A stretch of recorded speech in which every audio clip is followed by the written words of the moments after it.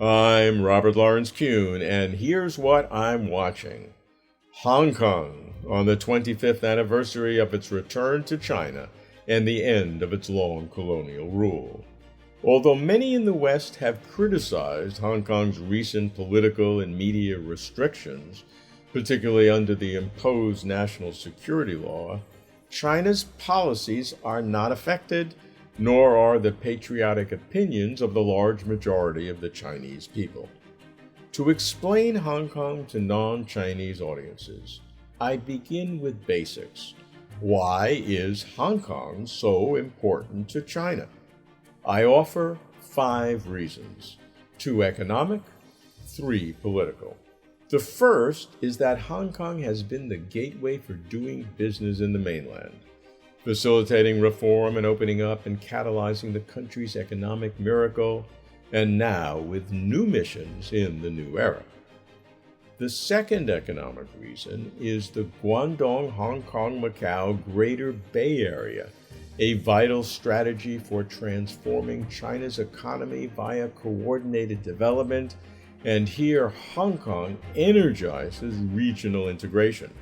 The Greater Bay Area GDP is around $2 trillion, 11% of China's GDP, and is projected to reach around $4.6 trillion by 2030.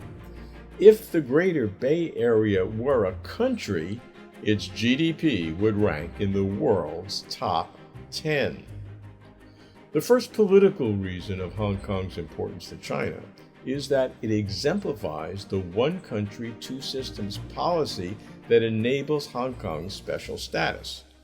The second is that Hong Kong represents China's historic reclamation, after over a century of oppression and humiliation, of global presence and importance. The third is that Hong Kong embodies China's international image and soft power. China's central government seeks the best for Hong Kong, stressing social stability, essential for economic development, and rule of law, essential for social development. Beijing will defer to the local Hong Kong government as much as possible, thus sustaining the one country, two systems policy. But there are 3 red lines that cannot be crossed: movement toward Hong Kong independence, using Hong Kong to undermine the mainland's party-led political system, and unending chaos such that Hong Kong's economic viability would be threatened. The central government will make the absolute minimum interventions necessary to safeguard these 3 red lines, but they will, under all circumstances, safeguard them.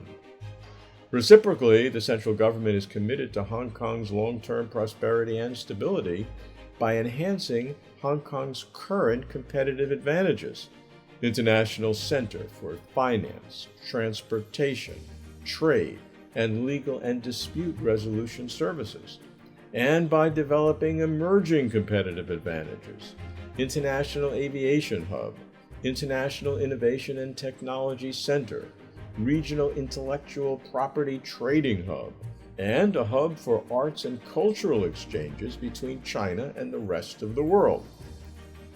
Is Hong Kong still one country, two systems? Yes, China says. One country was always prerequisite for two systems.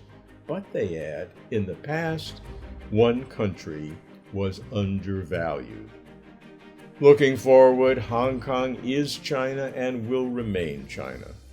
The challenge for Chinese wisdom is to see what it will take long-term for Hong Kong to secure the kind of dynamic stability that empowers creative, energetic, knowledge-based development and that continues to attract the best and brightest from all over the world. I'm Robert Lawrence Kuhn, and I'm watching Hong Kong.